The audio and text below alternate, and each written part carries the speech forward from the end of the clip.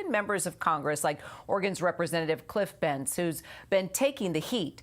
Congressman Bentz stood before a town hall of more than 400 of his constituents in the deeply red part of eastern Oregon, and things did not go as planned. If you just came here to yell, I can leave. You want me to do that? Sir.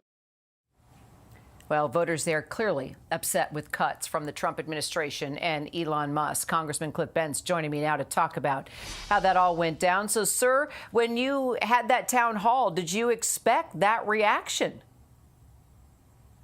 Actually, kind of, yes. Although I didn't expect that number of people. I think the groups kind of got organized and brought a lot of people in that were scripted up and working from canned pamphlets of questions that they brought with them. So I hadn't expected that, but we got through it.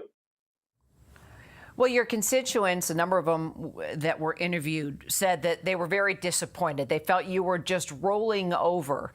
But, you know, you're a member of Congress. They voted you in not to roll over. You hold the purse and the power over how our tax dollars are spent. So why kick this to the courts when you're one of the few hundred people in the country who can actually do something about this? Yeah, so I'm a Republican. I support President Trump, and I support his abilities and efforts to shrink our federal government. We're spending $2 trillion a year that we don't have. We've got to do something, and he's doing it. I'm afraid that many of the people who were there at my town hall meetings went from town hall to, I did 4 of them, town hall to town hall to town hall, and it was staged, it was contrived, and in many cases it wasn't people from my district. So I would just say I think the lion's share of my district support what President Trump is doing. So your constituents have not been affected by these cuts? Are you saying that there was no one in there that has lost their job and is concerned about their family or their future?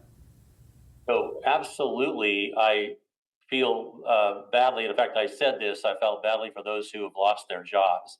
I got booed for it. I will just say that I do feel badly for them, but this government that we're all enjoying the benefits of has 36 trillion in debt, and it has 1 trillion in interest to pay each year, and we're spending 2 trillion more each year than we've got.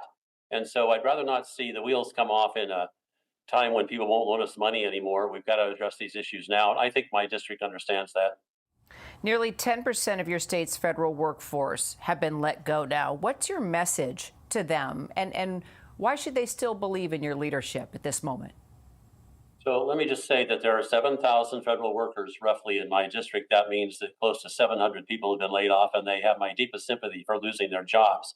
But the truth of it is this is happening across the nation, and it's something that we're going to have to go through if we're going to somehow get our spending under control. That's what I'm going to say. I'm also going to say we have safety nets for them that they've paid into. They have unemployment, and we've got an excellent job market if they choose to look for employment, and they will.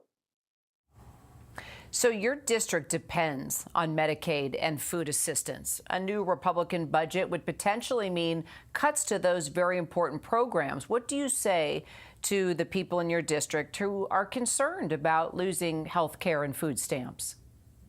I would say right now that when it comes to Medicaid, it is an indispensable lifeline for the most vulnerable in my district. About 40% of the folks in my district are on Medicaid. And those who the program has been designed for will not lose their coverage. And in fact, if someone wants to see what's really going on, I'd recommend them to the Wall Street Journal's editorial just a couple of days ago, where the Wall Street Journal says, who's afraid of Medicaid reform? I suggest people look at it February 26th. Does a great job of calling out some of the overreaching inside that program. It's crazy what that program's been used for, and it absolutely deserves a review. Congressman Cliff Bentz, appreciate your time today. Thank you so much.